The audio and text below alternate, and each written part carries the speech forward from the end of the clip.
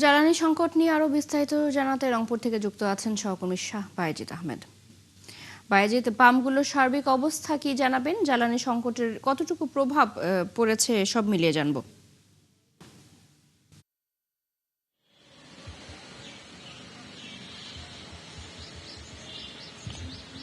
চৈতি, আসলে প্রতিদিনই পাম্পগুলোতে একেবারেই দুর্বিষহ অবস্থা সৃষ্টি হচ্ছে এবং লম্বা লাইনে দাঁড়িয়ে যারা মোটরসাইকেল চালক তারা তেল সংগ্রহ করছেন এবং অন্যান্য ছোট ছোট যানবাহনেও তেল সংগ্রহ করা হচ্ছে। তবে যে পরিস্থিতি সেটি একেবারেই সুখকর নয়, ভয়াবহ পরিস্থিতি বিরাজ করছে এবং রংপুরে পদ্মা, মেঘনা, যমুনার যে ডিপো রয়েছে সেই ডিপোতে বিজিবি মোতায়েন করারও 15 দিন হয়ে গেছে এবং প্রতিটি পাম্পে ট্যাগ অফিসার পুলিশ কাজ করছে, সেটিও কিন্তু 10 থেকে 15 দিন হয়ে গেছে। কিন্তু এখন পর্যন্ত কিন্তু মানে কোনো ধরনের যে অবস্থার উন্নতি সেটি হয়নি।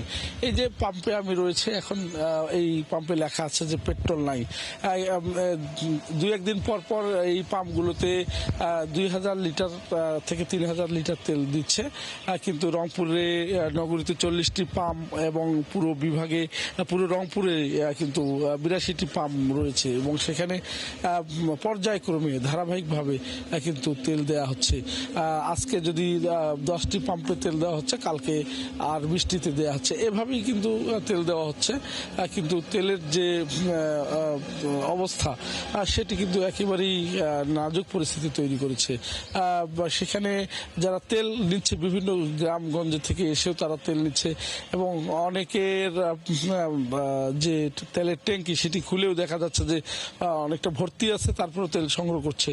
লাইনে দাঁড়িয়ে তারা দীর্ঘ সময় লাইনে দাঁড়িয়ে তেল সংগ্রহ করছে এবং সাধারণ মানুষ এবং ব্যবসায়ীরা বলছেন এই তেলটা কিন্তু অবৈধ মজুদদারদের হাতে চলে যাচ্ছে। এই কারণেই এই অচল অবস্থার সৃষ্টি হয়েছে এবং এটি আর কিভাবে নিয়ন্ত্রণ করা যায়, সরকারকে সেটি দেখা ভালো করার জন্য যারা ব্যবসায়ী সমিতি নেতারা আছেন তারা এটি দেখার চেষ্টা করছেন এবং কঠিনভাবে মনিটরিং করার কথা বলছেন।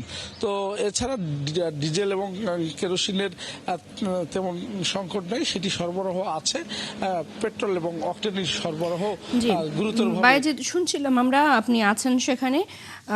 আমাদের সাথে জ্বালানি সংকট নিয়ে বিস্তারিত জানাতে রংপুর থেকে যুক্ত ছিলেন সহকর্মী শাহ বায়েজিদ আহমেদ।